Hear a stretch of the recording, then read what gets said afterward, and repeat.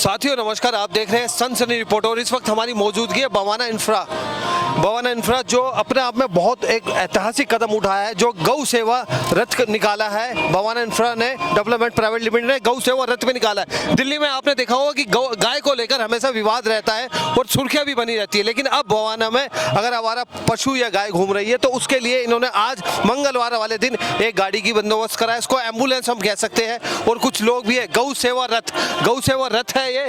और इसमें कर्मचारी कितनी गाड़ियां निकाली है ऐसी सर? एक तो ये यहाँ पे है, एक नोएडा में है, एक नोएडा में, एक यहाँ पर है, एक नोएडा में। और बताया जा रहा है कि ऐसी गाड़ियाँ हो सकती है आने वाले भविष्य में और भी बढ़ाई जाए।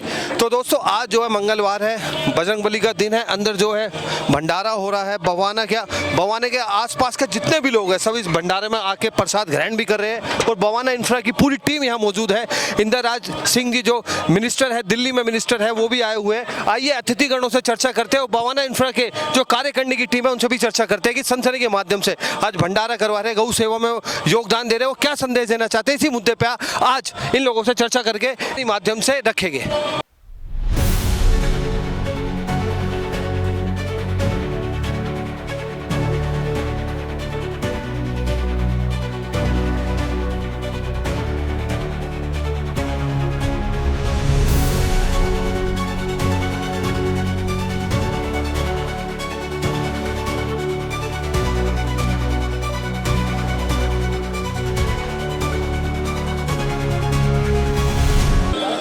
बवाना इंफ्रा कंपनी जो कि यहाँ की मेंटेनेंस कंपनी है, वो इसकी मेंटेनेंस तो करती है पर एक विचार और संस्कार भी समाज में देने का कार्य करती है।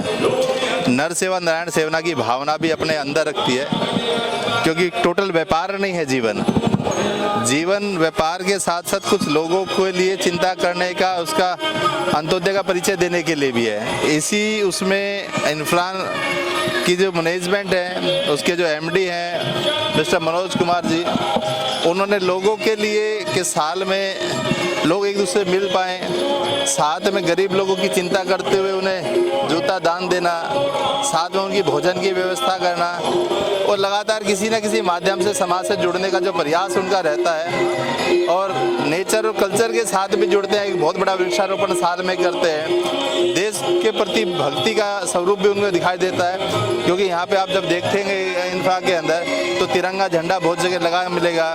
बहुत सारी पॉइंट्स पे कोई ना कोई ऐसे एथिकल बिंदु लिखे होते हैं जिसके कारण से समाज में एक जागरूकता आती है। तो इसलिए मनोज जी हमेशा लगे रहते हैं और मेरी शुभकामनाएं हैं। आज बड़े मंगलवार के दिन उन्होंने ये भंडारा रखा है और ये कहीं ना कहीं सनातन के प्रति भी आस्था का एक स्वरूप है।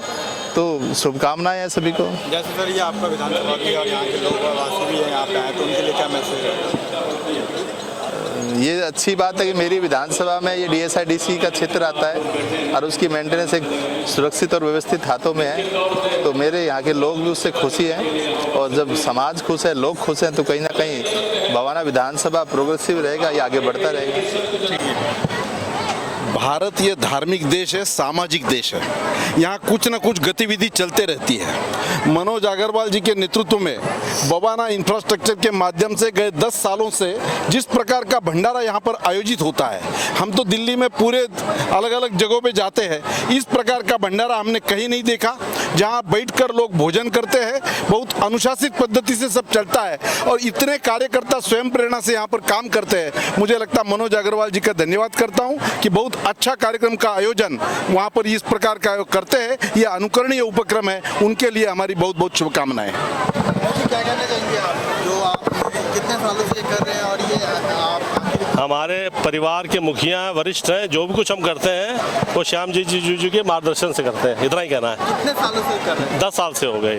आज किसका धन्यवाद करना चाहिए? हाँ जी, आज सभी का, जो लोग आए हैं यहाँ भोजन प्रसाद ले रहे हैं, सबसे पहले उनका, हमारे जितने भी साथी हैं, वर्कर्स हैं, लगे हुए हैं, आप लोग का सबका धन्यवाद है।